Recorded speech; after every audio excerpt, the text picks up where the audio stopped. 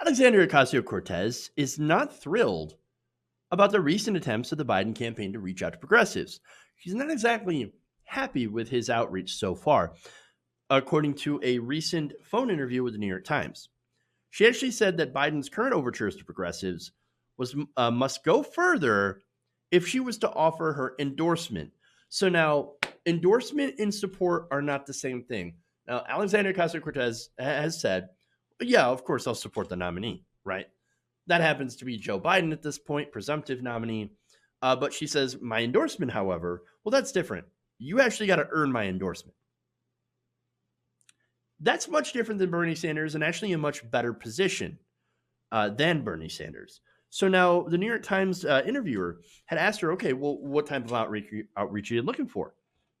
And she said this, after noting that unity is a process and a very long, painful one, and one that will involve actual discussion on policy and not sweeping those policy discussions under the rug and pretending that our disagreements are stylistic, which unfortunately seems to be what the Biden campaign is doing, putting out graphics like, oh, Bernie and Joe, they're not so different. Look at the same policy. They have similar policies. No, they don't. Medicare for All is not the same as a public option. They're two different, completely different systems. Expanding the ACA, far different than expanding Medicare to everyone. So those are completely different. Joe Biden's stance on the environment, for example. Bernie Sanders, Green New Deal. Joe Biden, something vague about a framework of Green New Deal, but not really, but just getting back into the Paris Climate Agreement. So there are huge policy differences that you can't just paper over and say, well, look, the only differences they had were just really stylistic, and Bernie Sanders' style was a bit more rough and acerbic, and than Joe Biden is more civility. No, wrong, 100%. And so that's what AOC is pointing out, right? No, these disagreements are not stylistic. We have significant differences. And so she says this, I don't think this conversation about changes that need to be made is one about throwing the progressive wing of the party a couple of bones. I think this is about how we can win. And she goes on to further say that the whole process of coming together should be uncomfortable for everyone involved. Quote, that's how you know it's working. And if Biden is only doing things he's comfortable with, then it's not enough. So let me tell you right now, from my position, any conversation that involves unity with Biden is already super uncomfortable enough. Okay. It's really a big ask to ask people who are not, for one, many people who are not normally Democrats to begin with and have endured years of being told that we are the problem, that we're worse than Donald Trump. Look, all that stuff, I don't really care about. People call me worse every day, right? I don't really care if you want to call me a Trump supporter, whatever, you know the truth. I want to defeat Trump more than anybody. That's why I voted for Bernie Sanders. And that's why, of course, I rail against him every single day on every single show. That said, right, we've been told that our policy positions are just impossible. Oh, we can't have that. Better things, not possible. We've got to go back to the status quo. And if you dare say that the status quo is not good enough, well, then you're being toxic and you're going to give the election to Donald Trump. Get out of here. Get out of here. No, people in the Democratic Party, I've noticed, partisans, right? They're just as right-wing as Republicans are when they talk about how, oh, we don't want socialism here. We're going to defeat socialism in the Democratic Party. You realize Medicare socialism, Social Security is a literal socialist program. So all of that. My point being, we're uncomfortable getting together with right-wingers who are less right-wing than the Republican Party. And of course, you look at the people who have defected from the Republican Party to go and join the Democrats, people like Jennifer Rubin. You want me to, you want us to unite with that? You called us, you're not Democrats anyway. Well, then what the hell is Jennifer Rubin? She ain't a Democrat. No, she's a Republican. Just not as openly toxic as most other Republicans. So it's ridiculous, right? But anyway, so Here's the thing. You need our votes. You can deny it all you want, but you need the youth vote. Why? Because every election where a president on the Democratic side does not get the youth vote, they lose. John Kerry in 2004, right? You have Hillary Clinton in 2016. You lose when you don't have the youth vote. Obama won with the youth vote. Clinton won with the youth vote.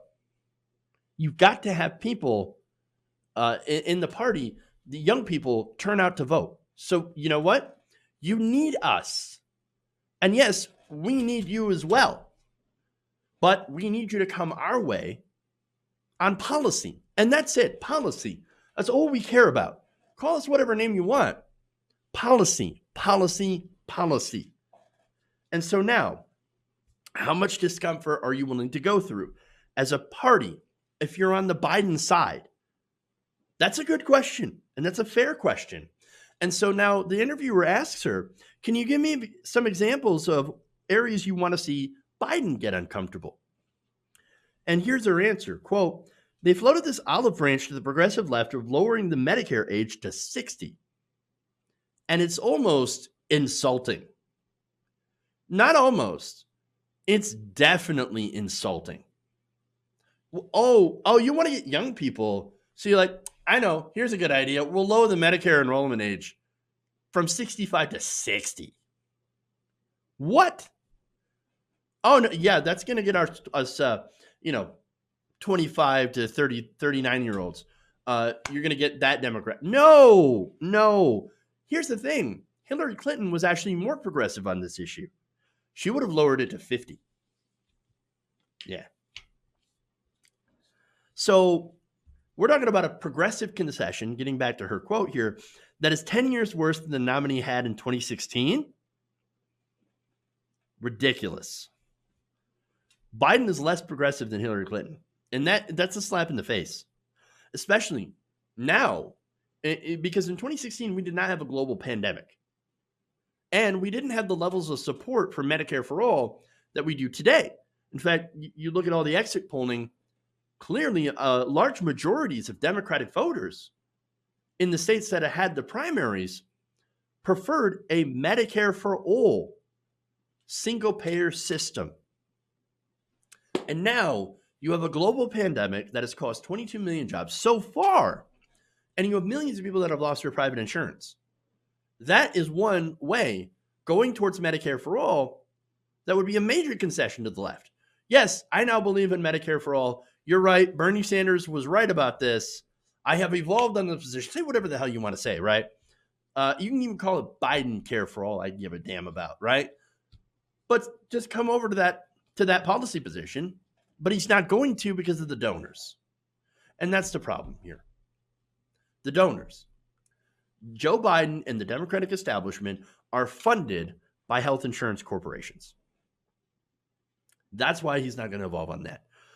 Now, some other things that AOC talked about, of course, is immigration reform, doing better than what they did back during the Obama administration, where Obama was considered the deporter in chief. He deported more people than Trump. And so, yes, no, he didn't put people in cages, but he instead sent them back to their own countries. Oh, wow. That's wonderful. Now, AOC says we actually need to change that, not only in terms of deportations, but apprehensions and also rhetoric. And then adds, what people need is to feel hope in a Democratic administration. And that's what this is about. If we're not talking about path to citizenship for undocumented people, and if we're just talking about policy changes of 5 to 10%, especially when you look at something like climate change, it's not about moving the left or to the left. It's about who is able to find hope in your administration and creating plans to give people hope and possibility. And that's very, very true. So now, look, she's basically saying Biden needs to be more progressive if he's going to win. And, also says that he didn't exactly win the nomination based on his policy positions. He won the nomination based on a different set of factors. Because you remember before Super Tuesday, before South Carolina, Biden was struggling. Look, a lot of us said, this guy's going to drop out soon. He's got no chance of making it past Super Tuesday. Then the Clyburn endorsement, which was incredibly powerful in South Carolina. He got a South Carolina win. Bloody Monday. You had all the centrists drop out, coalesce. You had the media that talked about that constantly. And that changed the entire race. Where it was an 8-person race, it became a 2-person race. And of course, with that establishment vote coalesce behind Joe Biden, Bernie Sanders didn't stand a chance. And so she said he didn't win it on his own, so maybe he needs to come to our side when it comes to policy. And by our side, I mean the voters' side. As many Democratic voters, a majority of, agree with Bernie Sanders on the policies. And so the other thing that she mentions is also that a lot of these voters are not going to be swayed by, let's go back to normal. Let's go back to what we had before. And a lot of voters that are, a lot of non-voters we've seen are not, going to be involved in the political system because they see the message of let's go back to normal. Let's go back to what it was before and think, well, before it sucked too. So really, what's the difference here? Why should we support that? Why should we vote for that? Because Trump is worse? Yeah, he is objectively worse, of course. But that's not really an inspiring message. Especially since we know that, again, that a lot of the non-voters that you want to swing to your side are primarily disadvantaged already. These are not white, wealthy people that are abstaining from voting. No, in reality, it's the opposite.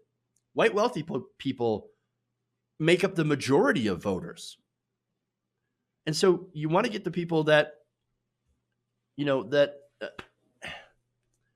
that are disadvantaged, the ones who will be helped the most by progressive policy. You've got to get them out to vote. You have to get them out to vote. You got to reach out to those people. And so she makes that argument as well. She said, beating Donald Trump is a matter of life or death for our communities. I think it's a difference between making an argument for harm reduction and is making the argument for there's actually going to be progress made for us. What I want to do is to be able to go out and say, this is the plan for us, but it's hard to do if there's no plan for us. And they ask, of course, who is us? And she says, any number of communities, whether it's the Bronx, whether it's Latinos, or whether it's people of color, women, young people, whether it's people with student debt, whether it's working class people or people with no health care. And I'm not trying to be divisive. I'm not going to lie to people and say that Puerto Rico's debt is going to be forgiven or there's going to be some audit of the debt if that's not the plan.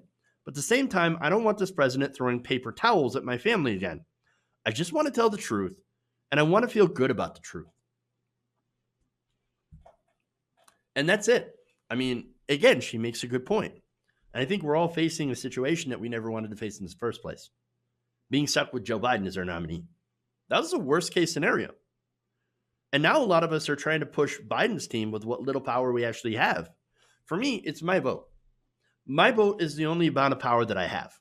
I don't look, you might look at my channel and think, well, you have a decent platform, right? Not compared to cable news. I don't reach as many people as I'd love to. And so what little power I have is my vote. And so, for her, it is her platform and it's her endorsement. And so she's trying to leverage that for Joe Biden and saying, look, if you want that endorsement, which is powerful, then you're going to have to come to our side. And then you're going to have to start putting forward some good policy positions that will get people excited. Because I could endorse all day. Bernie Sanders can endorse. That's not going to bring people over. Because, on the progressive left, it's never been about celebrity. It's always been about one thing. It's been about policy positions. And so if you don't have good policy, then all the endorsements in the world aren't going to mean a damn thing. And so the thing is, she's going to get criticized from both sides. She already is, of course. But what she's doing is she's saying, I'm going to leverage my endorsement to push policies that mitigate the most harm and that give us a little bit of progress. Now, I understand what she's doing, understand what she's saying, right? And I hope she's got some ability to break through. But as far as I'm concerned, again, since my vote is the only power that I have, I'm going to leverage it for the same thing and say that I'm not going to vote for Joe Biden unless he starts to make significant strides towards a progressive agenda. And y'all may get mad at me for it. And I'm certainly not telling you what to do, and I'm certainly not going to vote shame you either way, right? You can think, well, I'm sorry, but I need to mitigate as much harm as possible, so I'm going to vote for Joe Biden. That's fine. That your vote is up for you. But what I'm doing is I'm going to leverage what little power I have in my vote and use it to try to get something more positive and more progressive, because this country desperately needs it. Hey guys, hopefully you enjoyed that free video. Now I'm going to have to ask you a favor. Between the demonetization and the YouTube algorithm messing around with view counts, etc., we're having a hard time adjusting to the new YouTube reality, which is where you guys come in. See, we have a Patreon, patreon.com/TYTNation, set up to help us rely on you guys, the viewers, instead of big corporate ads. Look, you know the show. You know how I'm not in favor of big corporations anyway. So help us transition away from relying on the ad model to pay the bills and sign up to be a patron, patreon.com/TYTNation. That goes a long way to help us keep the lights on. And you guys will know that you're supporting independent progressive media.